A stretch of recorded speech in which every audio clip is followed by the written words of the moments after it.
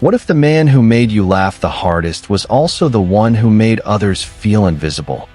What if your favorite comedian built his legacy not just on wit and timing, but on a deep well of private pain and public controversy, one joke at a time? Norm Macdonald wasn't just another face in the comedy world. He was a paradox in motion, a sharp tongue hiding behind a sad smile.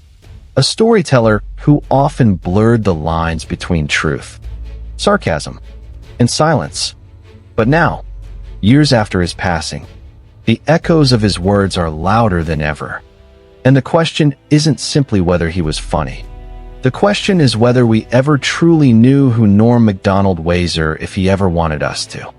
Welcome to the channel, where we don't just revisit the headlines. We unravel what lies beneath them.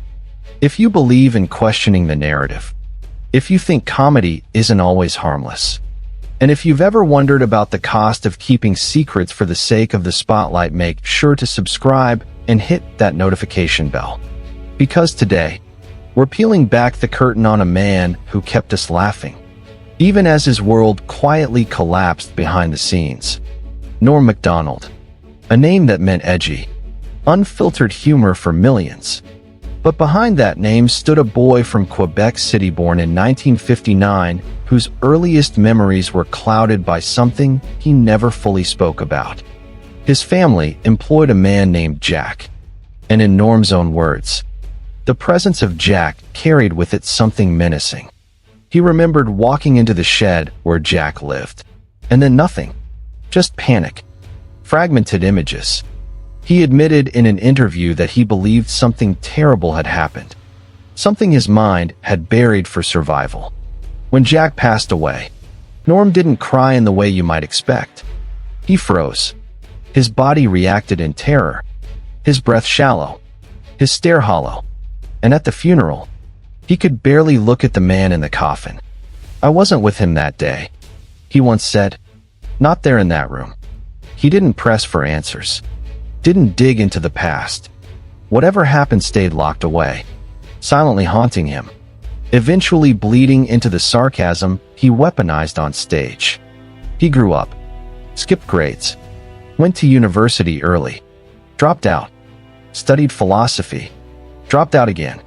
He worked blue-collar jobs in the woods of Canada, fastening cables to logs in dangerous conditions alone. Raw, silent. And then, at 26, he stepped onto a comedy stage. What happened next was unexpected. He killed. The crowd loved him. And ironically, the warm reception made him want to quit, as if he didn't trust good things to last. Luckily, a club owner named Howard Wagman saw something more. He encouraged Norm to keep going. And within a year, Norm was performing at the Just for Laughs Festival in Montreal. By 29, he was on American TV. Letterman adored him. The audience was hooked. But Norm Macdonald was never built for clean comedy or safe punchlines. He had a mind that needed to push, provoke, and occasionally offend. And that's exactly what he did when he joined Saturday Night Live in 1993. He didn't just impersonate celebrity-ish, carved out a style of comedy that was fearless, deadpan, and dangerously unpredictable. Yet with unpredictability comes consequence.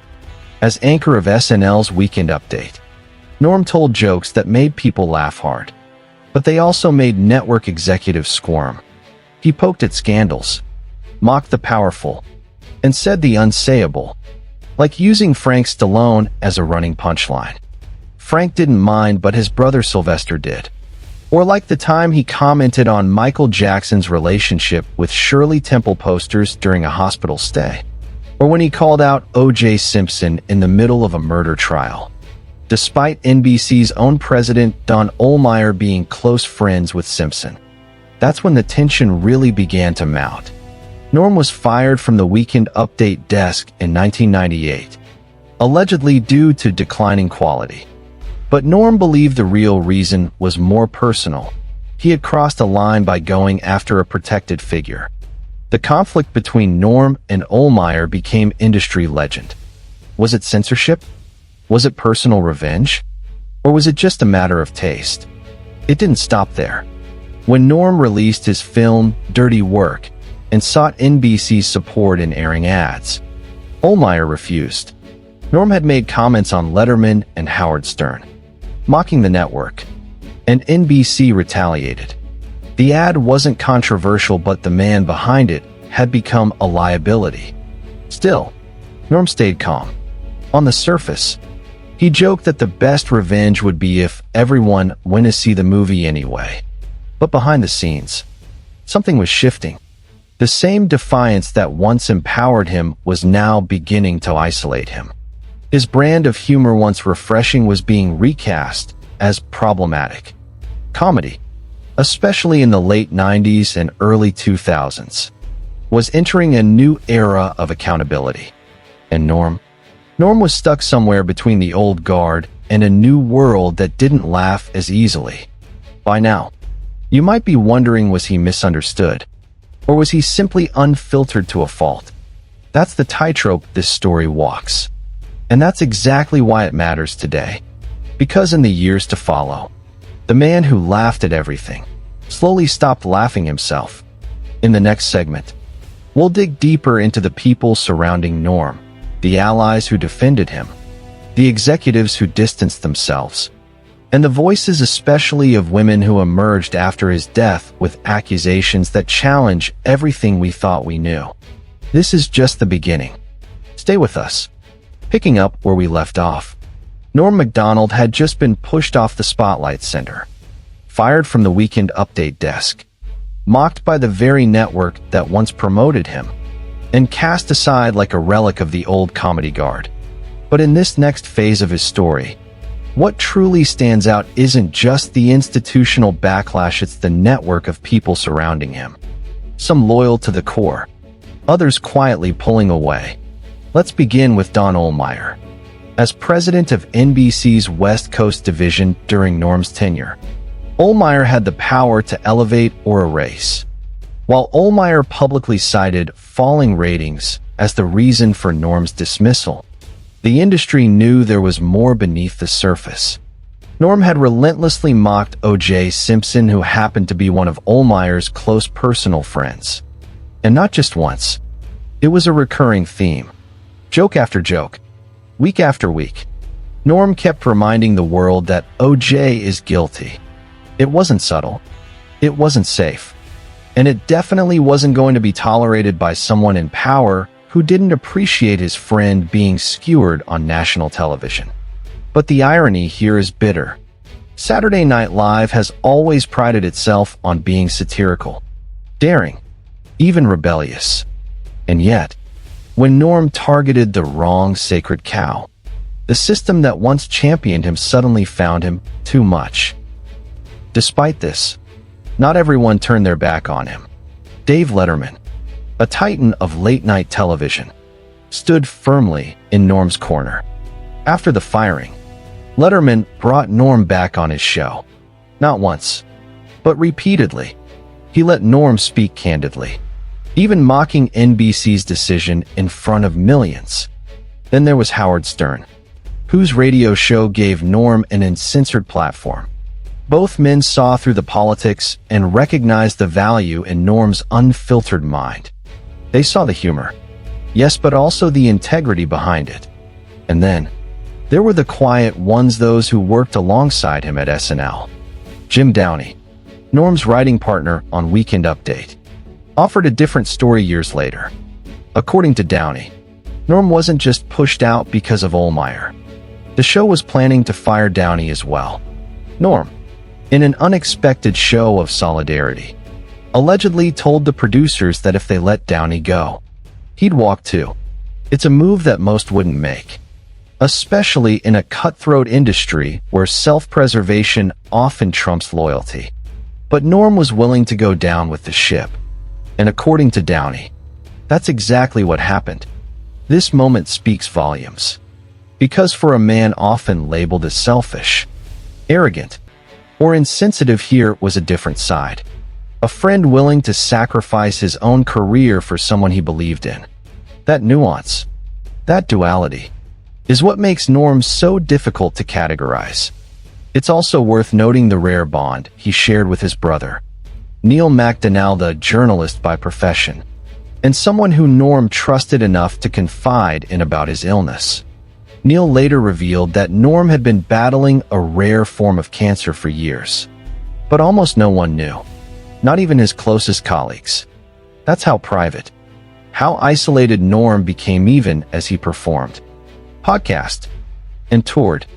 Adam Aggett, Norm's co-host on his podcast, was another rare constant in his life. They spent years doing shows together, mostly online, often in the company of fellow comedians.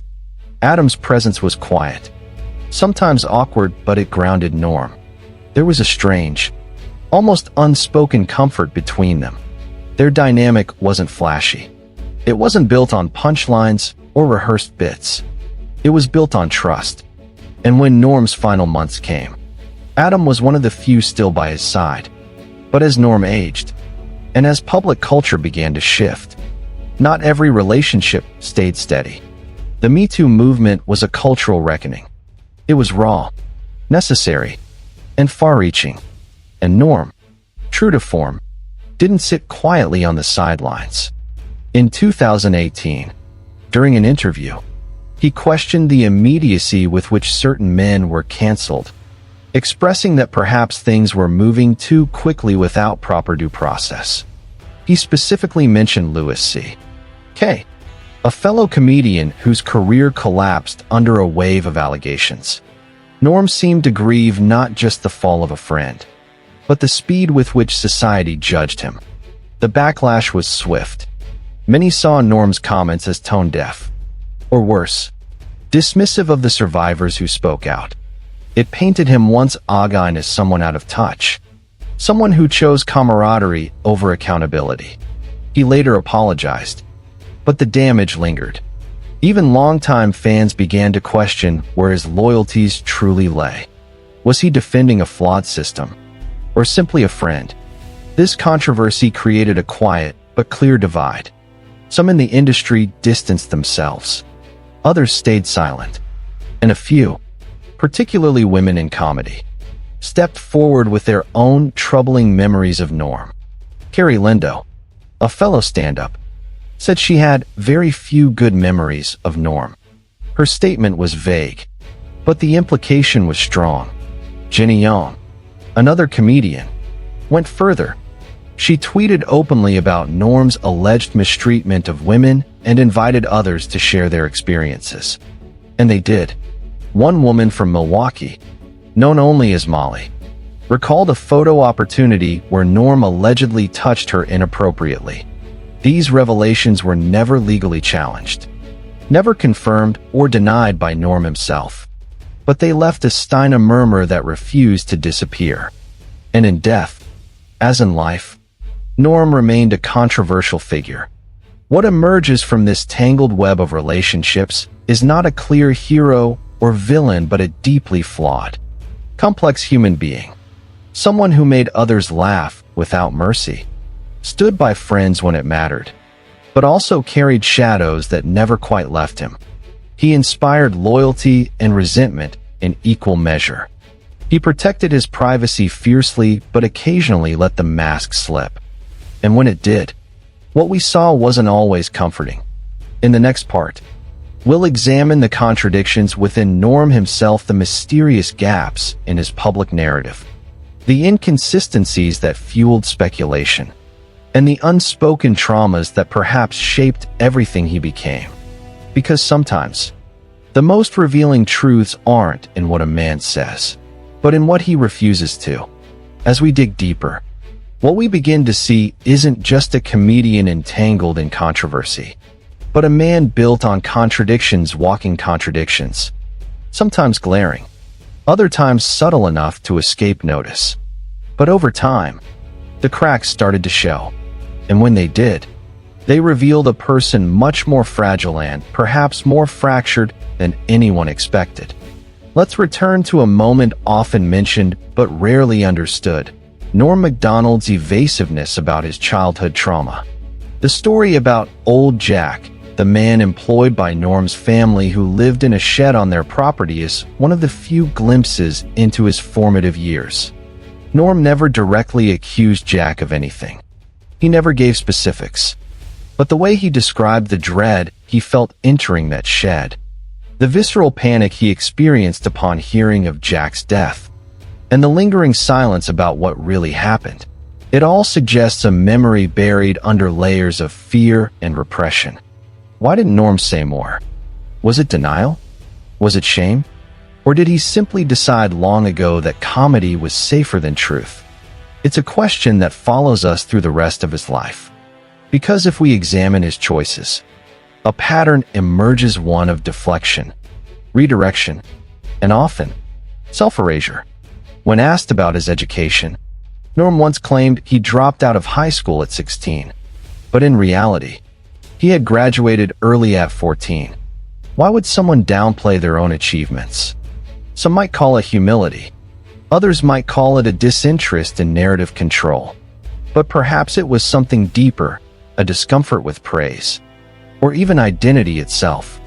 Then there's his memoir based on a true story, published in 2016.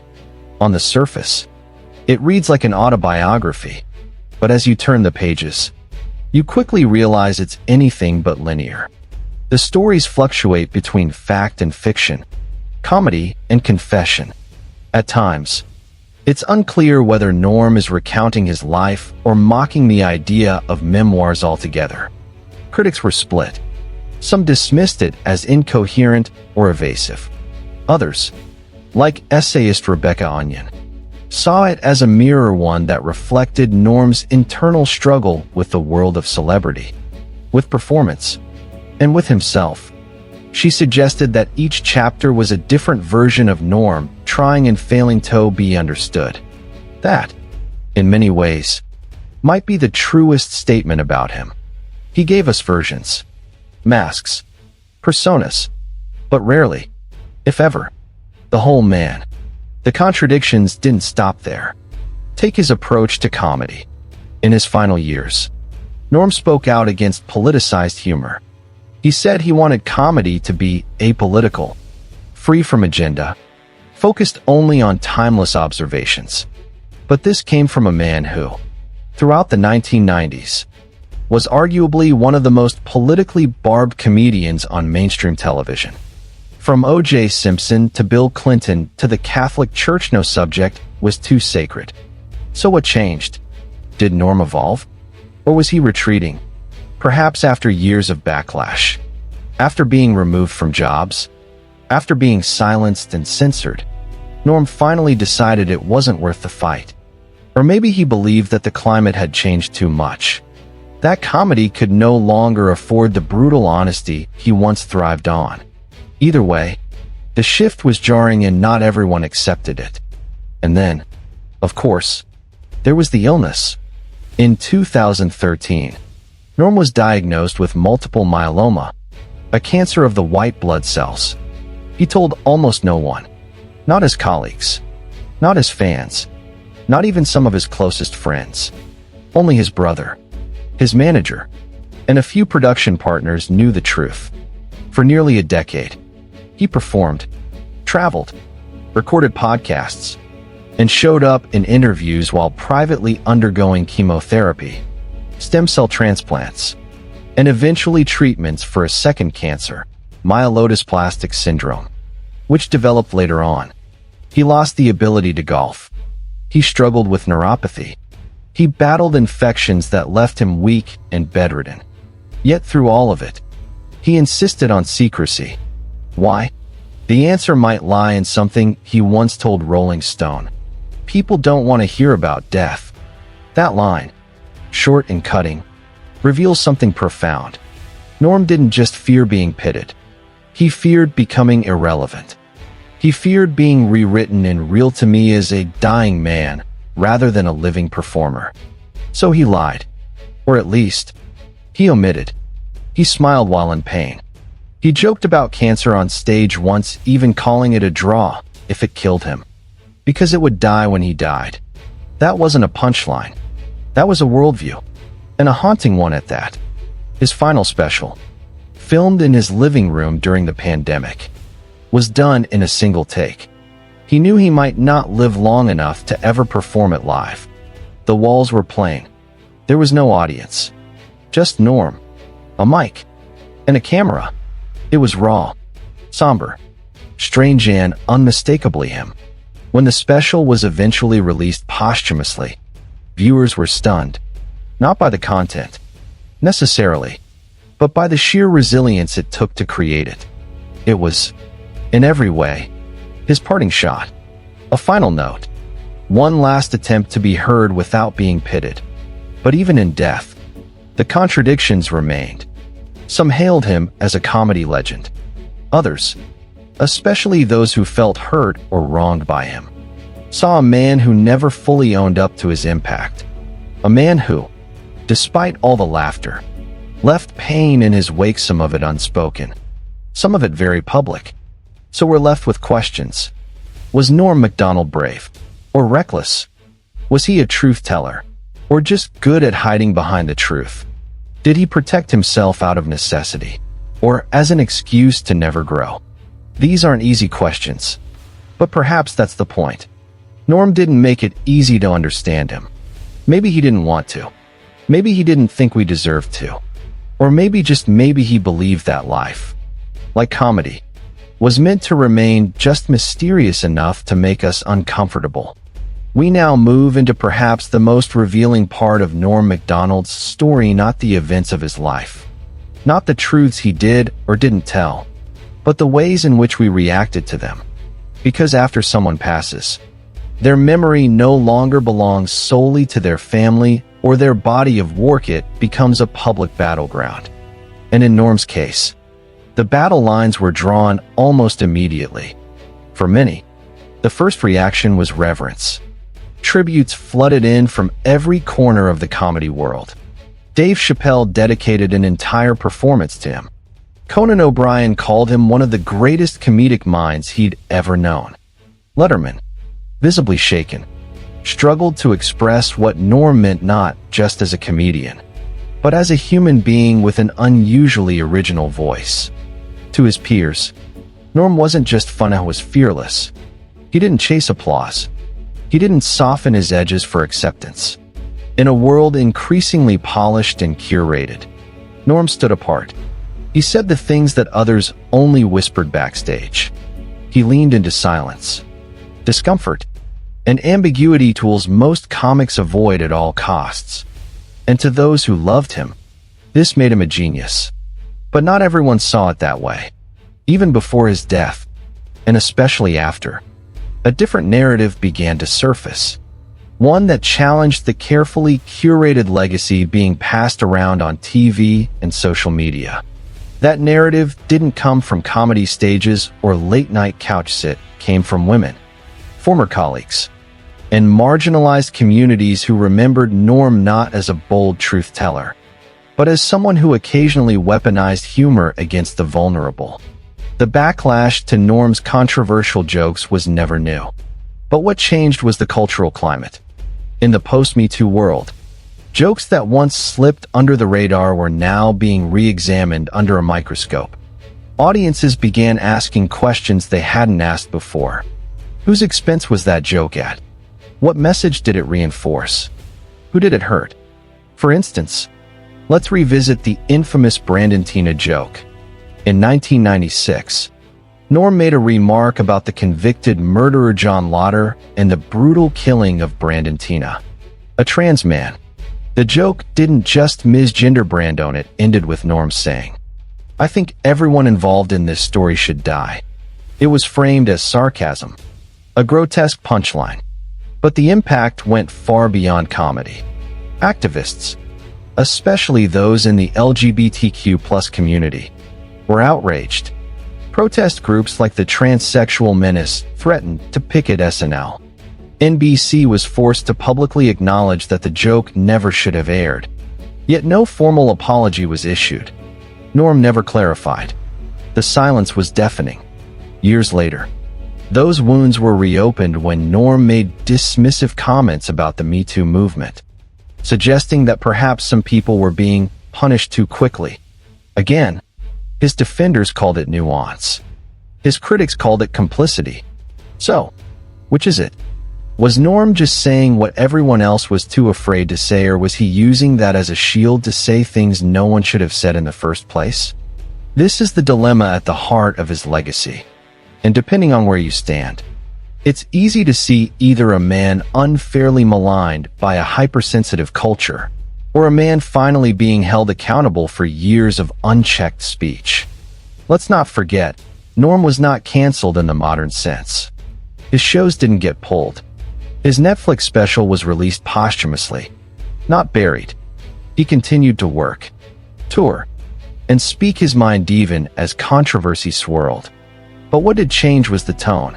Once viewed as daring, his remarks started to feel, to some, outdated, bitter, even cruel. The world was evolving, and Norm wasn't moving with it. And that gap between who Norm had been and who the world now expected him to be created a tension that never quite resolved. Then there were the personal allegations. Carrie Lindo, a stand-up comic, said she had few good memories of Norm. Jenny Young, another comedian, accused him of mistreating women and encouraged others to share similar experiences. Some did.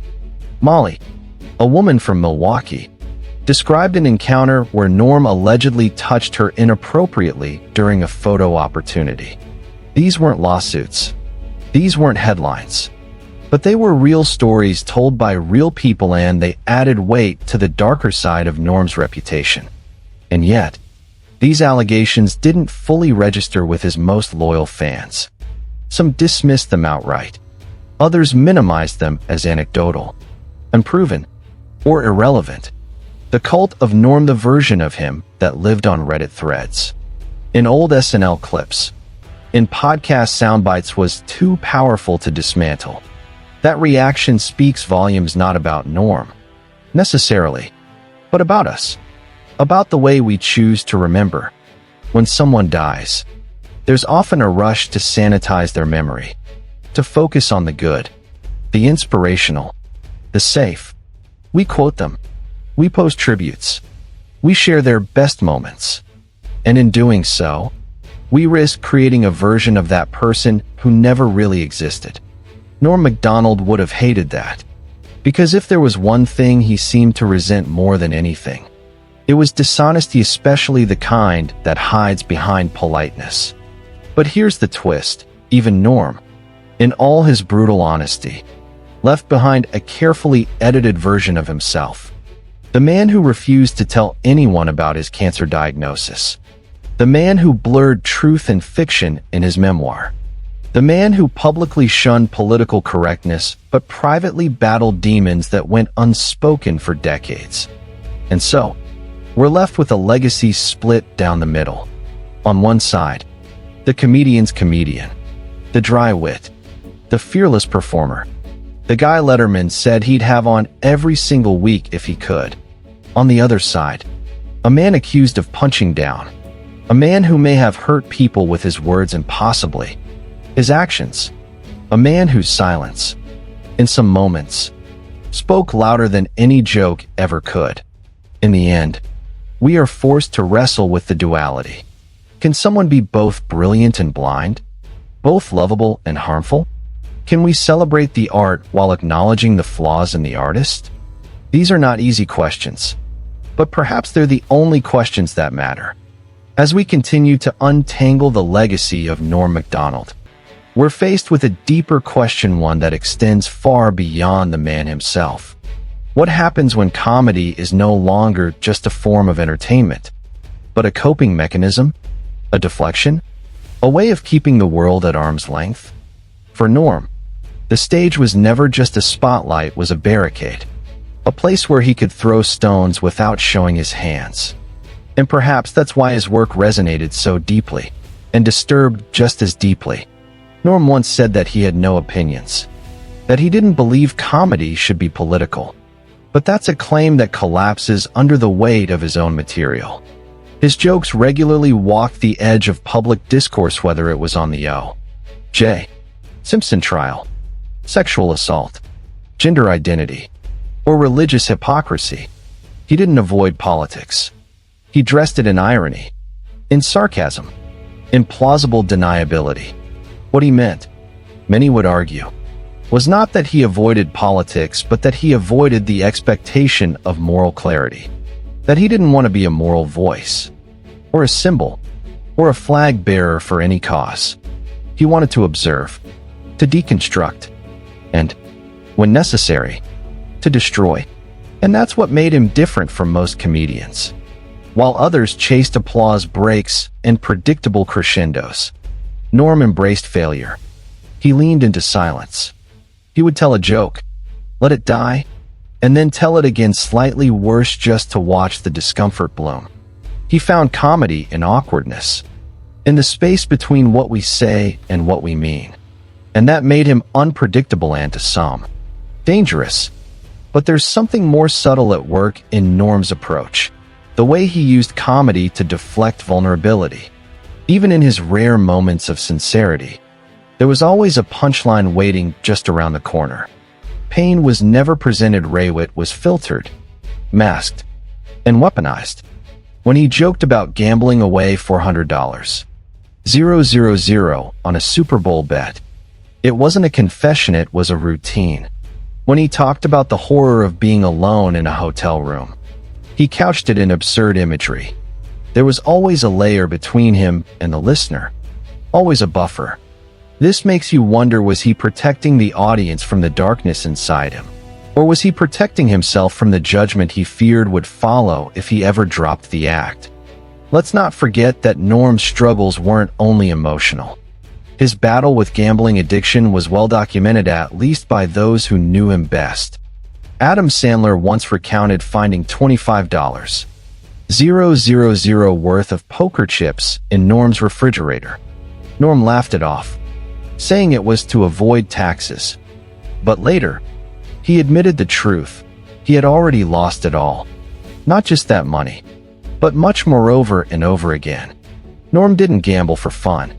He gambled compulsively, desperately, and quietly.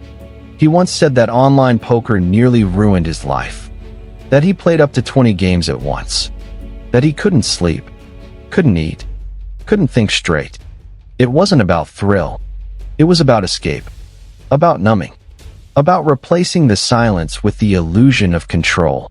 And again, rather than seek public sympathy, he turned the chaos into a bit, a setup for a story, something to laugh at. But beneath that laughter was a man spiraling, a man who, despite his intellect and insight, couldn't outrun the hunger for distraction. That hunger, it seems, was a constant in Norm's life. Whether through comedy, addiction, or even spiritual questioning, he was always reaching for something just beyond his grasp. In interviews, he occasionally spoke about faith not with certainty, but with curiosity. He read the Bible. He quoted scripture. He said he feared death, but also found peace in the idea that it wasn't the end. Still, he never converted that curiosity into doctrine. He never claimed to know the answers. And that, too, became a theme in his work in Allergy to Resolution. Norm didn't like neat endings. He didn't believe in moral of the story wrap-ups. He preferred ambiguity. He trusted discomfort. So when people asked him about meaning about why he said what he said, or believed what he believed, he often shrugged. Not because he didn't care, but because he didn't want to lie. And he knew that to offer a clean answer would be dishonest. Life wasn't clean. Neither was he. This brings us to one of the most important, and perhaps least discussed, aspects of Norm's legacy, the ethics of the performer. If a comedian uses pain as raw material, do they owe the audience transparency about that pain? If their work pushes boundaries, are they responsible for how people interpret or misuse their words? Norm would likely say no. He believed in artistic freedom, in the right to offend, to misstep, to explore. But that belief, in the wrong hands, can become a cover for cruelty. And that's where things get complicated. Because while Norm may not have meant harm, The impact of his words, especially on marginalized communities, was very real. His defenders argue that comedy should always punch up, not down. That Norm's jokes were aimed at power, not at victims. But that isn't always how it played out. Sometimes, the targets felt arbitrary. Sometimes, they felt like collateral damage. And when challenged, Norm rarely responded directly. He deflected. He reworded. He claimed misinterpretation. And in doing so, he left a void, one that others filled with their own assumptions. Was he hiding? Was he afraid? Or was he just tired? Tired of being expected to explain himself. Tired of a culture that demanded both brilliance and penance. Tired of walking the line between being loved for his honesty and punished for his bluntness. In many ways, Norm was the last of a dying breed, the comedian who refused to evolve with the times. Not out of arrogance, but out of principle. He didn't believe in audience appeasement. He didn't read the room. He let the room read him. And if the room didn't like it, that was their problem. But principles come at a cost. And in Norm's case, the cost was relevance. Toward the end of his life, his material began to feel disconnected from the culture around him. The world had shifted. Norm hadn't. And the result was a strange limbo, celebrated by some, dismissed by others, misunderstood by most. This is where the tragedy deepens. Because behind the sharp jokes, the piercing eyes, and the quick wit was a man who, by many accounts, felt more alone than he ever let on. A man who carried the weight of trauma, addiction, illness, and regret silently, stoically, comedically. Picking up from the paradox we explored before, a man who made millions laugh while battling unseen demons. It's time to ask the hardest questions. Not just about Norm Macdonald, but about the nature of legacy itself. How do we remember someone who defied categorization, who left behind no manifesto, no clarifying epilogue, no clear moral to his story, just silence, smirks, and a long string of jokes that left people split between admiration and unease? Let's start with the most uncomfortable truth. Norm Macdonald's greatest strength as a comedian may have also been his most lasting flaw. He was untouchable, elusive, and cryptic by design. That gave him power. It made him unpredictable, raw, and brilliant. But it also meant that he could slip through ethical accountability like smoke through fingers. You could never quite pin him down. When his jokes landed, they were genius. When they missed, he'd smirk and shrug, leaving you to wonder whether he had meant them at all. And that ambiguity? It wasn't accidental. It was methodical. It was armor. In a world increasingly obsessed with moral clarity, Norm remained allergic to certainty. He refused to be branded as a liberal, a conservative, a cynic, or even a provocateur. He had the politics of a philosopher in exile, interested in human nature, not policy. He could dismantle an argument with surgical precision.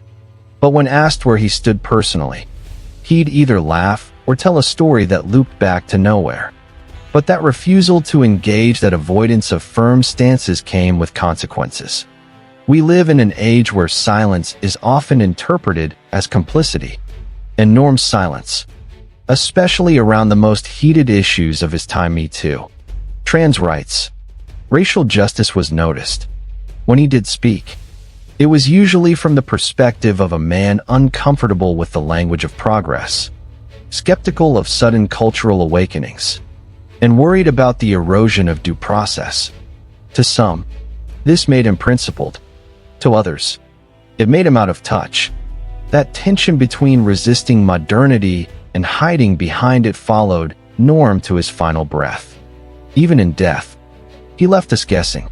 He had been sick for years. Multiple myeloma, followed by a secondary blood cancer. He told almost no one. He didn't want to be seen as a guy with cancer. His brother Neil later explained.